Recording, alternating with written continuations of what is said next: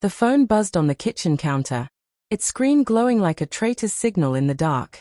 I froze, spatula in hand, as the smell of burning garlic filled the air. My wife's name flashed across the notification, Lila, followed by a message from her boss, Greg, can't wait for dinner tonight. Just us. My stomach lurched, not from the acrid smoke curling up from the pan, but from the words that seared into my brain. Dinner. Just us. The phrase echoed like a gunshot in an empty room. And suddenly, the life we'd built over 10 years felt like a house of cards teetering on the edge of collapse. I wasn't supposed to see that message. Lila had left her phone face up, a rare lapse for someone who guarded it like a diary. My thumb hovered over the screen, the urge to swipe and read more clawing at me. But I didn't. Not yet. Instead, I turned off the stove, the hiss of the gas fading into an oppressive silence. The kitchen, with its chipped blue mugs and the rosemary plant Lila insisted on keeping alive, felt alien now, like a stage set for someone else's life. I stood there, heart hammering, trying to convince myself it was nothing. Just dinner. Just her boss. Just a misunderstanding. Lila had been distant for months. Subtle shifts at first, her laugh a little too bright when she mentioned work, her eyes darting away when I asked about her day. She'd started staying late, blaming deadlines, client dinners, projects I couldn't pronounce. I'd rationalized it. She was ambitious, climbing the corporate ladder at a law firm that chewed up souls and spat out promotions. Greg, her boss, was the charming type, polished suits, easy smiles, the kind of man who made you feel small without trying. I'd met him once, at a company gala, his handshake firm, his eyes lingering on Lila just a second too long. I'd laughed it off then. Now, that memory felt like a splinter under my skin. Lila. I called, my voice steady despite the storm brewing inside. She was upstairs, getting ready for her work thing. Her footsteps thudded softly, then stopped. Yeah, hun, she answered, her tone light, practiced. I gripped the counter, the cold granite grounding me. You almost ready? Dinner's almost done. A lie. The garlic was charred, and I hadn't even started the pasta. I just needed to hear her voice, to gauge if it trembled, if it hid something. 5 minutes, she shouted, and I pictured her in our bedroom, slipping into the black dress she'd bought last month, the one she said was just for special occasions. My jaw tightened. Was this special? Was he special? I forced myself to breathe, to shove down the paranoia. She'd never given me a reason to doubt her. Not explicitly. But the signs were there, piling up like unpaid bills. The late nights, the new perfume, the way she'd started locking her phone.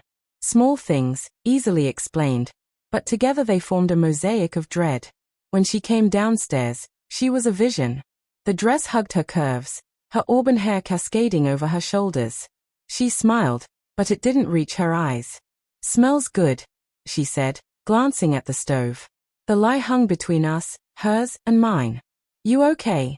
She asked, tilting her head, her voice soft but probing, like she sensed the shift in the air.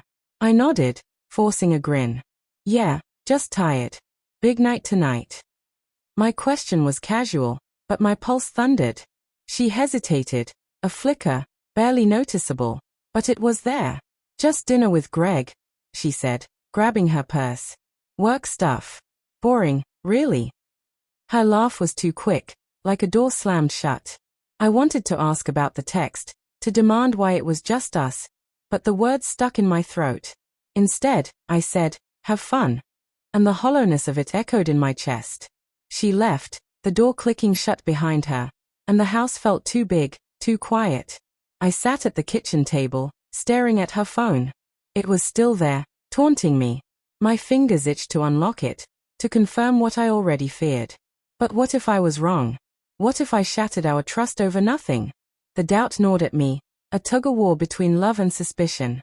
I loved Lila, her quirks, her stubbornness, the way she hummed off-key while doing dishes. But love doesn't blind you to cracks, it makes them hurt more. I poured a glass of whiskey, the amber liquid catching the light. The first sip burned, grounding me in the moment.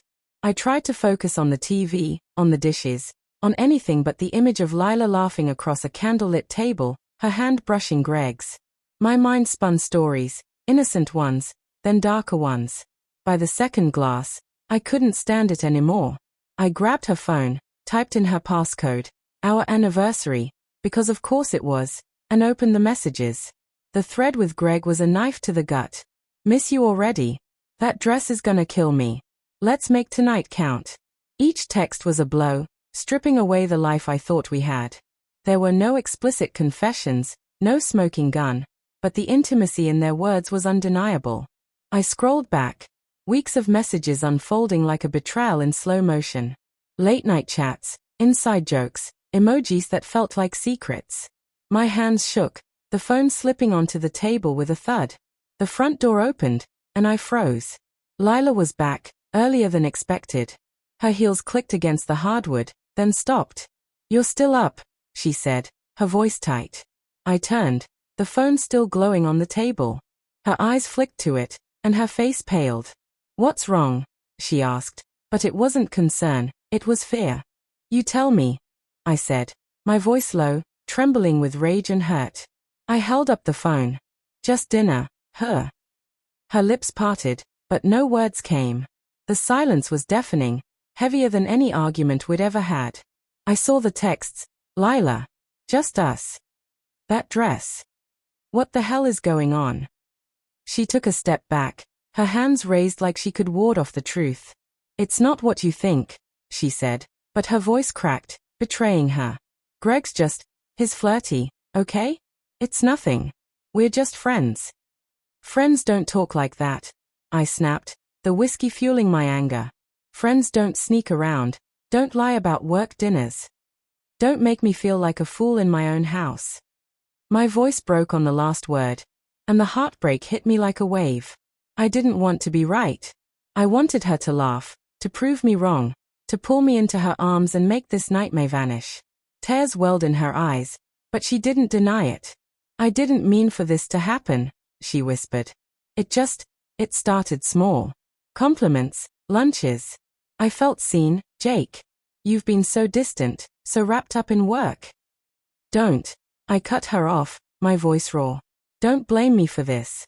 You chose to lie. You chose him." The words tasted like ash, but they were true. She'd made a choice, and I was the collateral damage. Her shoulders slumped, and she sank onto the couch, her face in her hands. "I didn't sleep with him," she said, her voice muffled. "I swear. But I wanted to.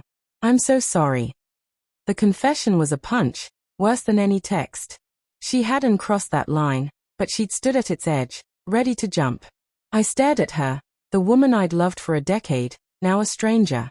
The room spun, the walls closing in. "I can't do this," I said, my voice barely a whisper. "I can't live wondering what's next, what else you're hiding."